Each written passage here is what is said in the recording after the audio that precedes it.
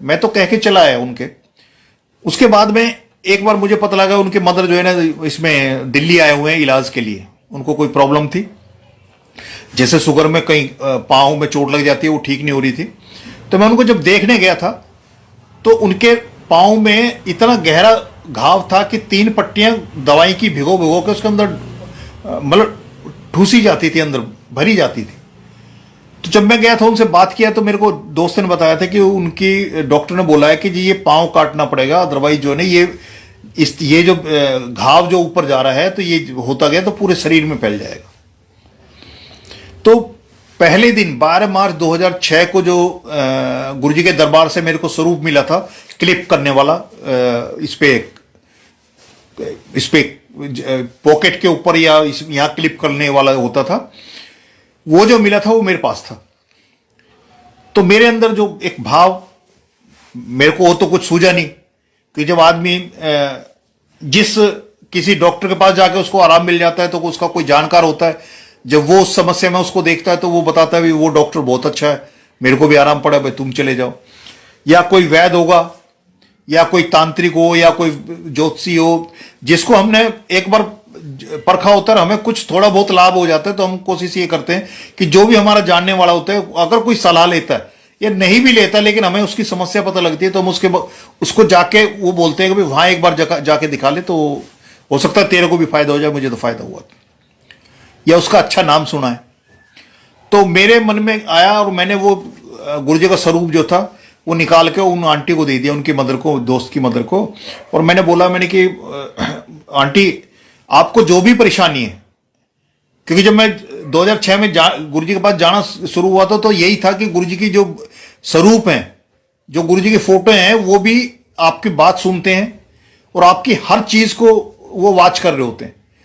तो कह रहे उनसे भी अगर आप बात करोगे तो वो भी आपकी बात सुनेंगे भी और उसका रेस्पॉन्ड भी होगा। तो मेरे को जो भरोसा था, जो मेरे को विश्वास था, क्योंकि ये गुरुजी की कृपा रही है कि डे 1 पे ही गुरुजी ने वो दिखा दिया था कि मेरा उसके बाद में ये मैं जाऊं ना जाऊं, भरोसा करूं ना करूं, ये सारी चीजें, क्योंकि मैं अपने लिए गया ही नहीं था, मैं किसी समस्या को लेकर गुरुजी के पास नहीं गया था। अच्छे वक्त में गुरुजी ने अपने साथ लगाया मेरे को, और किसी और की समस्या के लिए मैं गया था।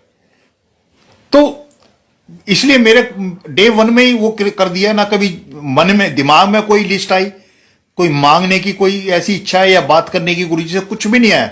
मतलब पूरा गुरुजी ने ऐसा सब्र किया, जो 14 साल पहले गुरुजी ने बुलाया था, 14 साल के बाद जब मेरे को बुलाया तो पूरा मेरे को अंदर से उतना सब्र मेरे को दे दिया कि हर चीज को मैंने पॉजिटिव लेके चला और कभी भी किसी भी बात पे गुरुजी की संशय नहीं रखा। तब से लेकर आज तक कभी भी किसी भी उस चीज को, सत्संग को ही सुना उसको, मुझे नहीं पता कि गुरुजी मेरे को जो सुनवा रहे हैं वो किस वजह से सुनवा रहे हैं, उसमें से क्या चीज मेरे काम की है, वो गुरुजी निकाल के अपना आप दे देते हैं, मुझे उसमें ढूंढने की जरूरत नहीं पड़ती। तो मैं उनको वो जो क्लिप वाला जो गुरुजी का स्वरूप था, फोटो था, मैं उनको आंटी को दे आया और आंटी को सिर्फ एक ही चीज मैंने बोली कि जो बोलना है, जो आपको परेशानी है, जो दुख है, वो इनको बताना, और अगर आपके पांव में जहां दर्द है वहां इनको दिखाना। मैंने उनको इतना बोल के मैं उनको दे के चलाया और मैं भूल गया, क्योंकि जब गुरुजी के साथ जुड़ा और 4 दिन 5 दिन 6-7 दिन उसमें चलता रहा तो ये इधर उधर का ध्यान ही नहीं रहा कि उनको मैंने दोबारा हालचाल भी पूछना है, फोन करके ही पूछ लूं या कैसी कर लूं, नहीं हुआ भाई। एक दिन ऐसे ही मैं ऑफिस से दोस्त को फोन किया और उसने बताया कि मैं जो है गांव आया हूं, लेकिन उसने ये नहीं बताया कि उनके मदर एक्सपायर हो गए। पर उसके ऑफिस से मेरे को उसके कुलीग से पता लगा कि उनके तो मदर एक्सपायर हुए हैं और वो उसके लिए गए हुए हैं वो गांव। तो सोशल जो ऑब्लिगेशन होता है कि भाई मेरा दोस्त है, उनके मदर एक्सपायर हुए, अगर मुझे पहले पता लगता तो शायद मेरे को भी उसके यहां जाना होता, लेकिन गुरुजी नहीं चाहते होंगे तो उन्होंने मेरे तक वो बात ही नहीं आने दी। उस दोस्त के साथ भी बात हुई तब भी उसने नहीं बताया, वो कहीं और से पता लगा। तो जब वो दिल्ली वापस आया तो मैं उसके घर मिलने गया था, और घर मिलने था कि एक सोशल वो था कि भाई एक हम दोस्त हैं, जुड़े हुए हैं, एक उसमें हमारे मन मिले हुए हैं, तो इसलिए जो है उसके पास था कि उसकी मदर का, क्योंकि बाकी माँ बाप की भरपाई तो कोई नहीं कर सकता। ये एक ऐसा रिश्ता है कि इसके मतलब बेजोड़ है। वो कहते हैं गुरु जी के बाद अगर कोई है तो वो माँ बाप ही हैं, और इनके लेवल का कोई और रिश्ता है ही नहीं कोई भी। तो बाकी तो मैं कुछ नहीं कर सकता था। मैं गया उनके यहां, तो जैसे उन्होंने बताया कि भाई ऐसे ऐसे हुआ है, फिर मेरे दिमाग में एकदम आया कि उनके जो पांव में जो घाव था, हो ना हो उसकी वजह से उनकी डेथ हुई है। तो मैंने कि अच्छा उनके पांव का क्या हाल था। तो उन्होंने बताया कि जो उनका पांव, तो जब गुरुजी के स्वरूप उनके पास गए थे उसके 15 दिन के अंदर ही वो हील अप होना शुरू हो गया था, और दिल्ली से वो हिमाचल में जो अपने गांव गए थे वो बिल्कुल ठीक होके गए थे। और अब जो है वो किसी भी बीमारी की वजह से डेथ नहीं हुई है, नेचुरल डेथ हुई है। तो मेरे को बड़ा सुकून मिला। गुरुजी की कितनी बड़ी कृपा उन पे गुरुजी ने की है, वो एक अपने स्वरूप को भेज के। ये तो जब अब सत्संग सुनाते हैं ना तब समझ में आता है कि कितनी बड़ी कृपा उन्होंने, कि वो स्वरूप डे 1 पे जो मेरे को मिला। होता है ना कि जो पहला बच्चा होता है उस पर ज्यादा प्यार उमड़ता है, तो पहला मेरे पास जो स्वरूप था गुरुजी का, और जब से हम अपने किसी यारे प्यारे को ही दे पाते हैं, अपनी कोई अच्छी जो प्यारी चीज जो आपको सबसे अच्छी लगती है उसी को दे पाएंगे जिसको आप उतना ही प्यार करते हो जितना उस चीज से करते हो। तो मैं उनको दे के आया था, और मेरे को एक सब्र हुआ कि गुरुजी ने जो मैं अरदास उनसे कही थी कि गुरुजी को दिखाओ, गुरुजी को बताओ जो आपकी परेशानी है, तो गुरुजी ने उनको उनकी वो सारी परेशानी, वो सारी जो दिक्कत थी, उनकी शारीरिक जो बीमारी थी, वो उन्होंने गुरुजी ने वो काट दी। लेकिन उसके बाद जो उन्होंने बताया कि वो जो गुरुजी का स्वरूप मैं देख आया था, वो जब से मैं देख आया था तब से डेथ बेड पे जाने तक जो है ना, वो उनके गुरुजी के जो स्वरूप थे वो उनकी मुट्ठी में रहते थे, हाथ में रहते थे।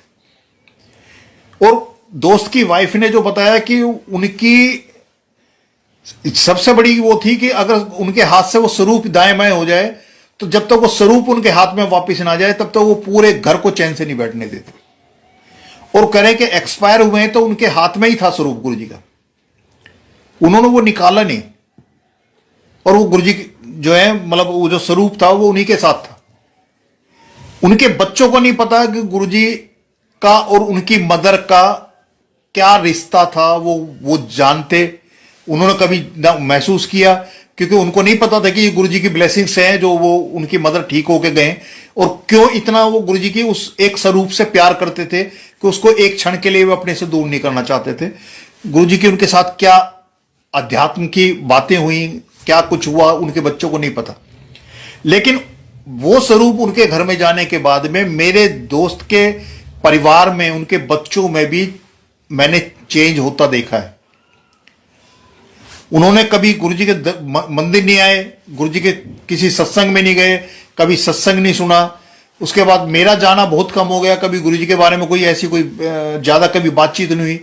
पर गुरुजी जिस दिन उनके घर पहुंच के, उनकी मदर के पास पहुंच के, तब से गुरुजी ने उन सबको संभाल के रखा। ऐसी कौन सी इस दुनिया में, मतलब सतयुग में, त्रेता में, द्वापर में ऐसी कौन शक्ति है जो ना उनको जानता है, ना उनको मानता है, ना उनको देखा है, ना उनको सुना है, कुछ भी नहीं किया, और वो उसका कल्याण कर रहे हैं। और सिर्फ इसलिए कि उनकी जो संगत है उसको, उनके यहां से कोई दुख की बात आएगी तो उसको दुख होगा। मतलब इतना इतना इतना प्यार जो गुरुजी जो का जो इतना प्यार कि वो एक आपके आंख का एक आंसू भी जो है ना वो बर्दाश्त नहीं करते। और अगर आपको कोई टोंड कसता है तो उसको भी गुरुजी जो है ना, आप हो सकता है उसको सहन कर लें, आप रेस्पॉन्ड ना करें, लेकिन गुरुजी उसका भी ख्याल रखते हैं। और वही दोस्त उसके बाद में जब उसके ऊपर पड़ी, उसकी जान की बनाई, उसको जब उसको पता है कि उसको जाना है, तब वो गुरुजी के एक दिन उसमें सत्संग में गया। तब मेरे को फोन किया उसने कि आज मैं सत्संग में गया था गुरुजी के, बड़ा अच्छा लगा। फिर बड़े मंदिर जब गया, पहली बार गया था, तो बड़े मंदिर से मत्था टेक के जब बाहर निकला, फिर मेरे को फोन किया कि आज मैं गुरुजी के बड़े मंदिर गया, तो बहुत ही एकदम मतलब जैसे स्वर्ग में आ गया। और पूरी एक शांति, जो एक अंदर एक होता है ना, सब्र होता है, शांति होती है, वो उसने महसूस किया, मेरे को बताया। तो मेरे को एक ये हुआ कि ये तो टाइमिंग जब प्रायोरिटी गुरुजी की है, मैंने जितना बोलना था उसको गुरुजी के बारे में, जितना बताना था, चलने के लिए बोलना था, वो बोल दिया। तो जैसे वो है कि गुरुजी का एक बार बोलो, 2 बार बोलो, 3 बार बोलो, बाकी गुरुजी जाने और वो जाने कि बुलाना उन्होंने है और आना उन्होंने है, तो हम बीच में कोई है ही नहीं बीच में लगाया हुआ। इतना होता है कि पोस्टमैन का चिट्ठी दे दी, बाकी जिसने चिट्ठी दी है वो जाने और जिसको चिट्ठी दी है वो जाने। बाकी तो कभी आपको पोस्टमैन आके पूछता नहीं है कि जो मैंने चिट्ठी दी थी उसका क्या किया तुमने, मतलब वो चिट्ठी का क्या किया। क्योंकि अगर जवाब भी भेजोगे तो वो पोस्टमैन नहीं होगा, कोई और पोस्टमैन होगा जो वापस जवाब देके जाएगा। तो उतना ही काम भर था मेरा। मैंने उनको बोला, बाकी गुरुजी ने उनको जब बुलाना था बुलाया, उनको लाइफ ब्लेस की। अब गुरुजी की वो पूरी तरह से शरण में पूरा भरोसा है, अपने मुंह से बोलता है दोस्त की, मतलब मेरे को जो जिंदगी जो बख्शी है वो गुरुजी ने बख्शी है। उसने उस चीज को महसूस किया। और बाकी दुनियावी चीजें तो छोड़ दें हम, कि किसी का मकान हो गया या किसी के नौकरी होगी, किसी का बच्चा हो गया, शादी होगी, किसी की बीमारी का हो गया, ये तो अलग चीज है। पर जिंदगी बख्शना, इससे बड़ी जो चीज वो दे सकते हैं, इससे ज्यादा क्या देंगे कि हम लिखा के कुछ आए और वो हमें उसके इतर जाके ऊपर जाके हमें दे के जा रहे हैं। और मैं तीसरा जन्म तो मैं अपने आप को मानता हूं कि मेरा तीसरा जन्म है कि 3 ऐसे मेरे को मेरी नॉलेज में है, बाकी तो पता नहीं है, तो गुरुजी जानते होंगे कि कब मैं आया और कब गया, लेकिन 3 ऐसे ओकेजन मेरी लाइफ में आए हैं कि मुझे पता है कि मेरा श्योर है, मैं जाना था, लेकिन वो कोई शक्ति है जिसने मेरे को वापिस किया है। और वो तीसरी बार में वो मेरे को दिखा भी दिया। पहली 2 बार का तो ये था कि एक बार बिटिया को बताया था, दिखाया था कि भाई मेरी एक्सीडेंट में डेथ हुई है और घर में डेड बॉडी आई है, और मेरे परिवार के पड़ोसी सब कुछ बैठ के रो रहे हैं, वो भी रो रही है। और उस दिन एक्सीडेंट में सिर्फ इतना हुआ कि एक घुटने के पाली के नीचे की एक छोटी सी वो पीस टूटा है हड्डी का, और वो आज भी पड़ा हुआ है। आज भी बताता है मैं हूं, मतलब उसमें अभी भी हाथ लगाने से आज भी सूजन है उसमें है, नीचे रखूंगा तो पता लगता है। लेकिन आज तक एक पेन किलर खाने की गुरुजी ने वो नहीं की। तो जहां डेथ दिखाई थी मेरे को एक्सीडेंट में, वहां सिर्फ एक छोटा सा एक हड्डी का एक पीस, वो भी मेरे पास पड़ा हुआ है, वो भी वहीं पड़ा हुआ है उसमें। और ना मेरे चलने में, ना मेरे भागने में, मैं दौड़ने में, वजन उठाने में कोई दिक्कत नहीं है। वो पीस अपनी जगह पड़ा है। लेकिन महाराज ने इतनी कृपा की है कि मेरी डेथ को सिर्फ एक छोटे से उसमें कन्वर्ट करके रखा हुआ है, और वो भी मुझे बता रखा, वो बांध के रखा हुआ है। और डॉक्टर ने कभी बोला था 2008 में कि ये पीस जिस दिन अटक जाएगा उस दिन ऑपरेशन कराना पड़ेगा। वो आज तक वो दिन नहीं आया, वो घड़ी नहीं आई कि मेरे को ये पीस, टूटा हुआ पीस जो है ना, मेरे को दिक्कत करे और मैं हॉस्पिटलाइज हूं और हॉस्पिटल जाके मैं ऑपरेशन कराऊं उस चीज का। पिछले 5 साल से 2 अगस्त 2019 से जो डॉक्टर मेरे को बताए थे, जब मैं तीसरी बार का मैं बताता हूं कि लॉकडाउन से पहले मेरे साथ प्रॉब्लम हुई, मेरे को पेन हुआ चेस्ट के निचली साइड में। और एक दिन इतना पेन हुआ था, ऑफिस में था मैं, पेन हुआ, मैं सफदरजंग हॉस्पिटल गया, लेके गए मेरे को ऑफिस वाले, और वहां से उन्होंने अल्ट्रासाउंड मेरा लिखा। अल्ट्रासाउंड में करा रहा था तो उसने जैसे एक हाथ स्लिप हुआ उसका, वो जो जेल लगाते हैं उसका हाथ स्लिप हुआ, और वो कहने लगे जी मुझे इसमें कुछ दिखाई दे रहा है पर मेरे समझ में नहीं आ रहा, तो मैं इसमें मेंशन कर रहा हूं, डॉक्टर बताएगा। डॉक्टर के पास गया तो डॉक्टर ने कहा जी ये यहां तो नहीं होगा, एक काम करो मैं आपको जो है एम्स में रेफर करता हूं। उसने एम्स में रेफर किया, मैं एम्स में गया। तो जब मैं सिफारिश लेके गया किसी की कि आउट ऑफ टर्न मेरे को डॉक्टर देख ले, वो सारा फेल हो गया। फिर मैं रूटीन से जाना शुरू किया, डॉक्टर के पास गया मैं, डॉक्टर ने अल्ट्रासाउंड किया, उसके भी समझ में नहीं आया। डॉक्टर ने खुद जाके अल्ट्रासाउंड किया, और उसके बाद में पूरा एक बोर्ड बैठाया विद इन ए मंथ। 1 महीने के अंदर एम्स में जो लोग गए होंगे और जिन्हों का एम्स में वास्ता पड़ा होगा, उसमें 6-6 महीने की तो डेट मिलती है अक्सर।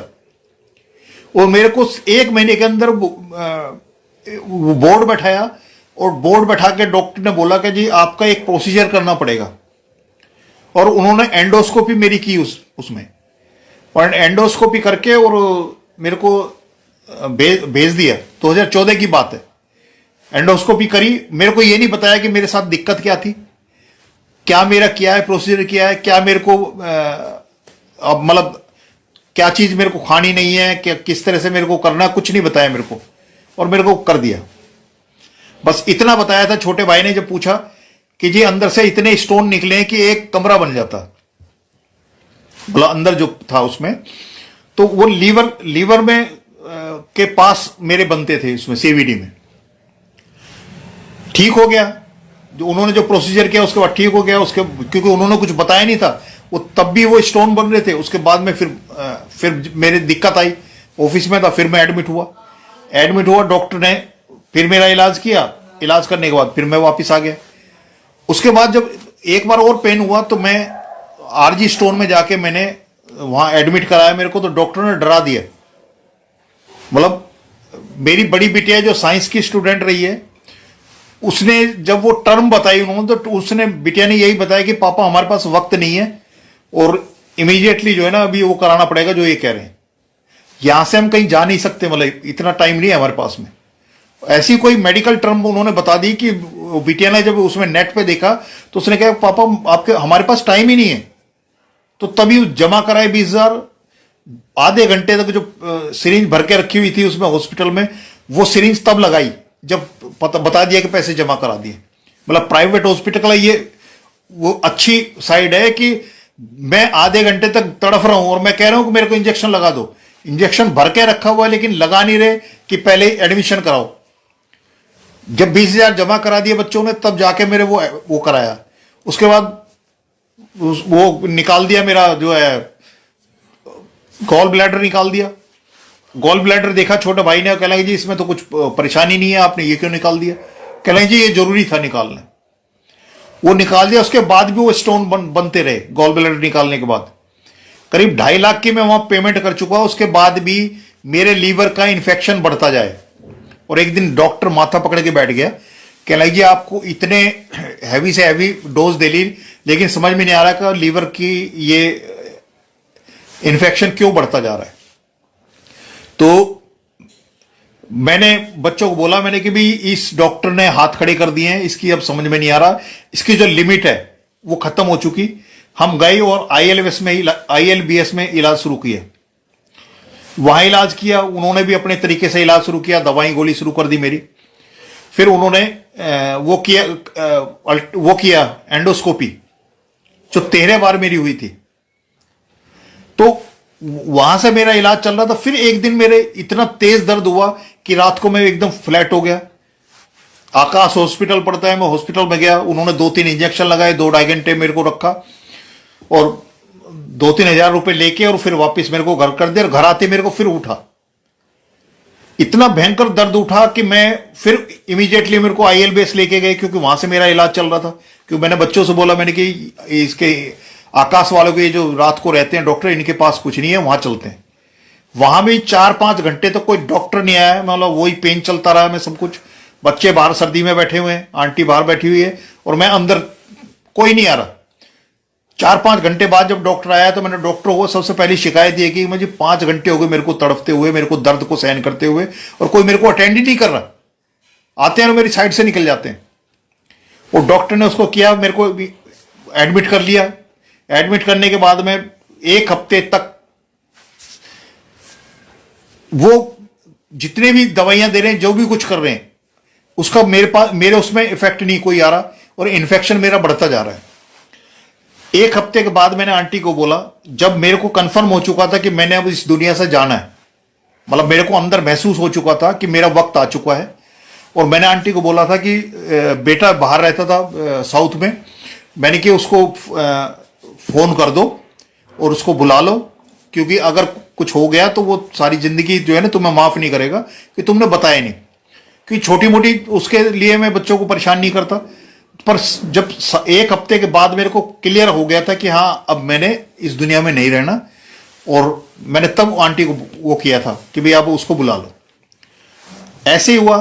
12-13 दिन 14 दिन हुए, लेकिन मेरे को डॉक्टरों की समझ में नहीं आ रहा था कि क्या हो रहा है।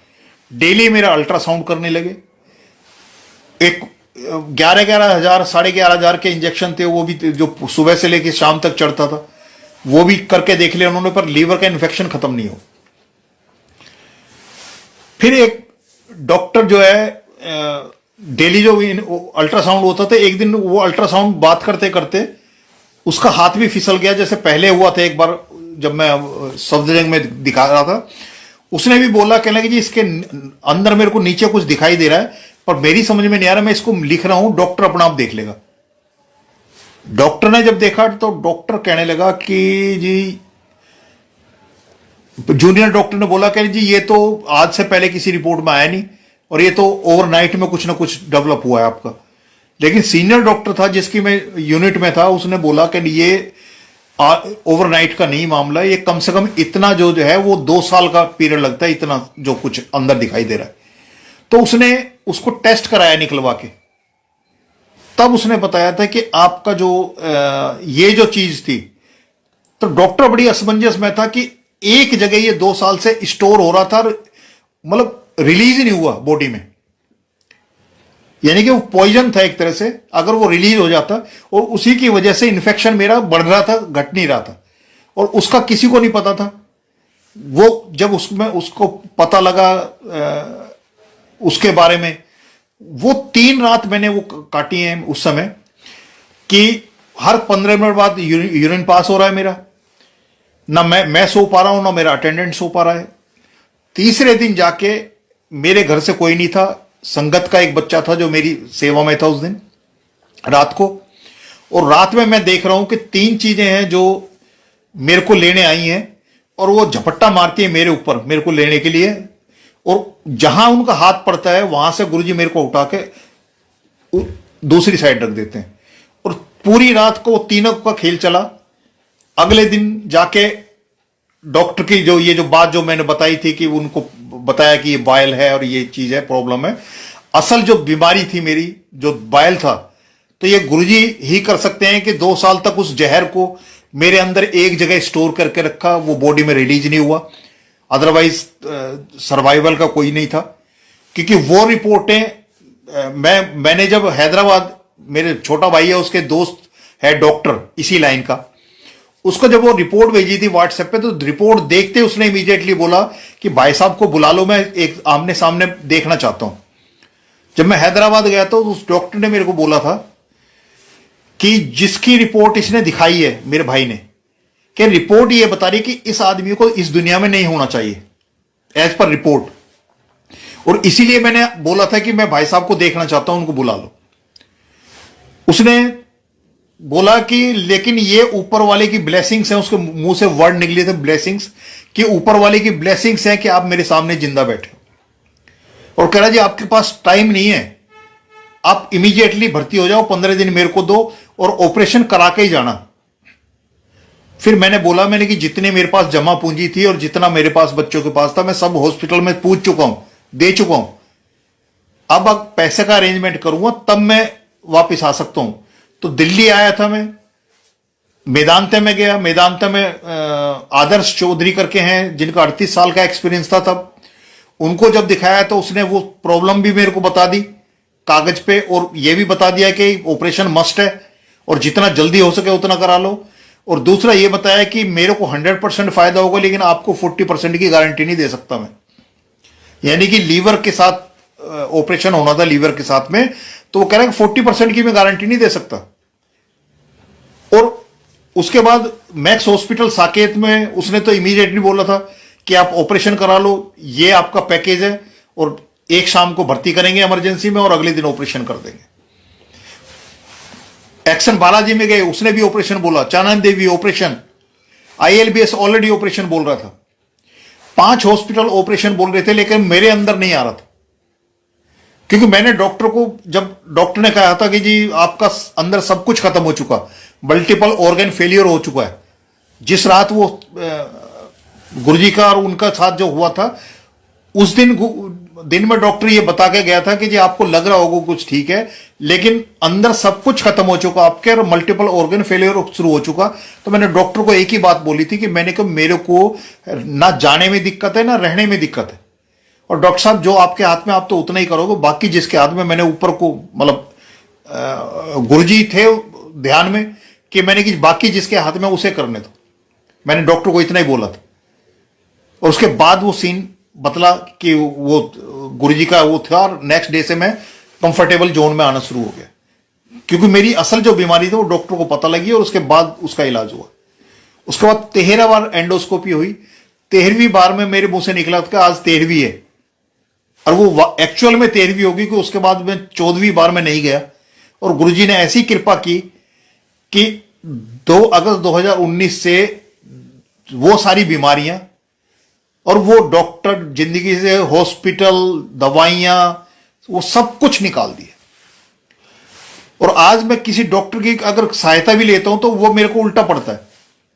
यानी कि डॉक्टर गुरुजी ने ऐसी स्टेज पे लाके बैठा दिया कि किसी चीज के लिए भी किसी इनके पास जाने की जरूरत नहीं है। और इससे बड़ी कृपा क्या होगी कि दुनिया का अगर मतलब हंसती हुई दुनिया देखनी है तो आपके अंदर भी इतनी खुशी होनी चाहिए कि जो बाहर की दुनिया को अब मतलब फूल खिले हो को अच्छा महसूस करें, किसी की बातों को अच्छा महसूस करें। क्योंकि जब हमारे अंदर अगर हमारे दर्द है, हमारी परेशानी है, तो बाहर की दुनिया में कितनी खुशियां बिखरी हो हम उसको एंजॉय नहीं कर सकते। और यही गुरुजी का है टाइमिंग प्रायोरिटी कि पहले जिंदगी बख्शते हैं, वो मेरे को बख्शी। उसके बाद हेल्थ है जो उस उतनी ही जरूरी है। अगर जिंदगी है और हेल्थ नहीं है मतलब जिंदगी सांसें हम ले रहे हैं लेकिन हम बेड पे पड़े हुए हैं, ना कुछ खा सकते हैं, ना कहीं जा सकते हैं, ना कहीं रह सकते हैं, दूसरे के ऊपर आश्रित हैं, तो उस जिंदगी का भी कोई मजा नहीं।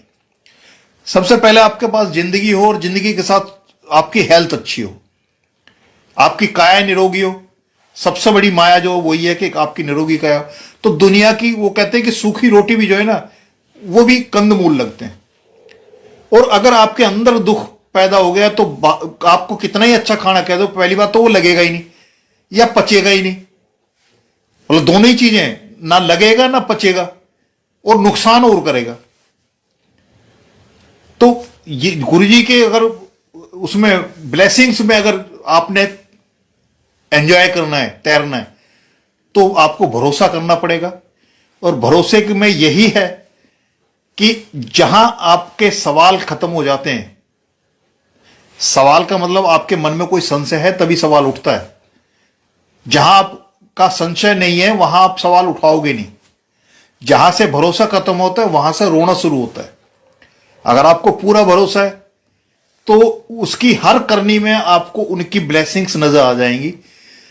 और भरोसा नहीं है तो संशय होगा, संशय होगा तो आपके अंदर सवाल आएंगे। उन सवाल को ढूंढने के लिए हम दुनिया में पता नहीं कहां कहां भटकेंगे। और गुरुजी जो शब्द सुनवाते हैं और जो सत्संग सुनवाते हैं, अगर हम अच्छे से ध्यान से सुन भर ले, जैसा गुरुजी कहते थे सुनो सुनिए, तो हमें अपने किसी भी सवाल के लिए किसी से पूछने की जरूरत नहीं पड़ेगी। हर सवाल का जवाब, हमारी हर समस्या के बारे में उसका रास्ता, वो सब कुछ गुरुजी समझाते हैं। पर जब हमारी सुनने का वक्त होता है हमारा ध्यान कहीं और होता है, और जब ध्यान हम वापस लाते हैं तो तब तक वो बात कहीं और चली जाती है। और जब हम फिर अपने सवालों में उलझे रहते हैं और फिर किसी न किसी से हम पूछते रहते हैं कि मेरे साथ ऐसा हो रहा है, इसका मैं क्या करूं, इसका क्या मतलब है, इसका क्या हो रहा है। लेकिन सीधी लो गुरुजी से लगानी है, किसी से पूछने की जरूरत नहीं पड़ेगी, कहीं जाने की जरूरत नहीं पड़ेगी। और एक और चीज मैं इसमें एक अरदास करना चाहता हूं कि अभी एक छोटा सा एक वो सुना था कि एक वो था कि जो कहीं सत्संग चल रहा था, वो सत्संग सुना, एक कोई लड़की आई और उसने इशारे से उससे पूछा भाई सत्संग में क्या हुआ, क्या मतलब क्या सुना तुमने। क्योंकि जब सत्संग में होते हैं तो ध्यान कहीं हमारा कहीं इधर उधर चला जाता है। उसने फिर अपने हस्बैंड को इशारे से कुछ बताया। बाद में उस जो जिसने सत्संग अटेंड किया था पूरा, जिससे वो लड़की पूछ रही थी कि सत्संग में क्या क्या बोला गया, क्या कहा गया, कैसे हुआ, तब उसने पूछा कि भाई उसने बताया कि ना मैं बोलना जानती हूं और ना मैं ना सुन सकते हैं, ना मैं ना मेरे हस्बैंड वो। तो उन्होंने कह रहे हैं कि तुमने फिर पूरे सत्संग को कैसे अपने अंदर डाल वो किया।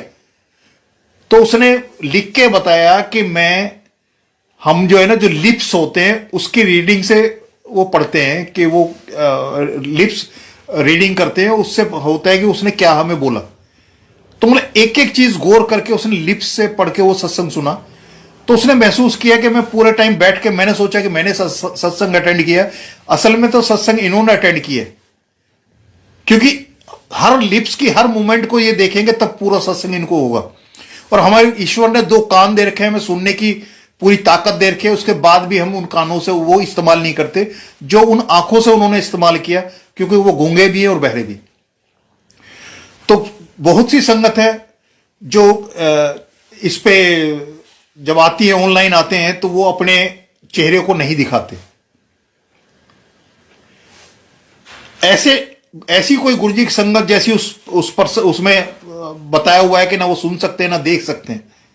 अगर उनको उनके लिप्स भी देखने को मिल जाए तो वो भी उस सत्संग को ग्रहण कर सकते हैं।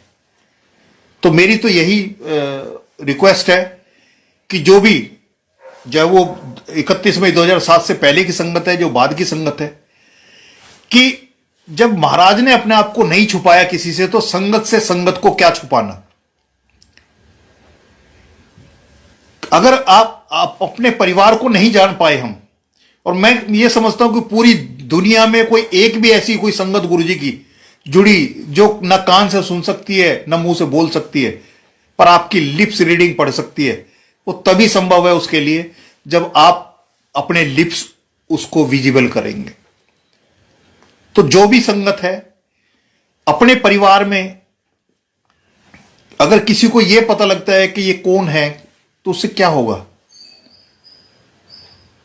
मैं काफी उसमें देखा, और मैंने एक दो बार इस चीज को रिक्वेस्ट भी बोला है कि रिकॉर्ड कराना, क्योंकि हम चले जाएंगे, हमारी जो गुरुजी के जो वचन हैं, जो गुरुजी की बातें हैं, जो गुरुजी के सत्संग हैं, वो किसके काम गुरुजी लाना चाहते हैं वो तभी आ सकते हैं, क्योंकि हमारी नहीं है। सत्संग एक भी मेरा नहीं है, सब कुछ गुरुजी का है। जब ये जिंदगी भी गुरुजी की है, जो गुरुजी साथ में एक्सपीरियंस करा है वो भी गुरुजी का है। मेरा तो कुछ है ही नहीं, मैं जो भी बोल रहा हूं, जो भी दे रहा हूं, वो उनका ही है। तो जब मेरी प्रॉपर्टी नहीं, मेरी संपत्ति नहीं, तो मैं उसको किस लिए बचा के रख रहा हूं कि मैं रिकॉर्ड नहीं कराऊंगा या मैं अपना चेहरा ही नहीं दिखाऊंगा। क्योंकि बहुत कुछ ऐसा होता है कि जो आपके शब्द से ज्यादा आपका चेहरा बोलता है, और सामने वाले के उसमें आपके चेहरे के भाव, आपके अंदर का जो गुरुजी के प्रति प्यार कह सकते हैं हम, गुरुजी के प्रति भरोसा है, वो आपके चेहरे में भी नजर आता है। तो मेरी सब संगत से यही रिक्वेस्ट है कि जो भी गुरुजी का दिल से जब सत्संग सुनाने बैठे, तो उसको पहुंचने का जितने भी जरिए जिस तक जा सकता है, जिसके भी काम आ सकता है, हमें नहीं पता। अब जैसे गुरुजी इस पे करा रहे हैं, मुझे नहीं पता सामने किस संगत को गुरुजी सुनवा रहे हैं, मुझे नहीं पता। ये गुरुजी जानते हैं और वो जानते हैं। मैं तो सामने साक्षात गुरुजी को सुना रहा हूं, और उनका मेरा हुआ है, वो किसको सुना रहे हैं वो ही जाने। तो गुरुजी से भी पर्दा और संगत से भी पर्दा। जय गुरुजी। आज के लिए इतना ही।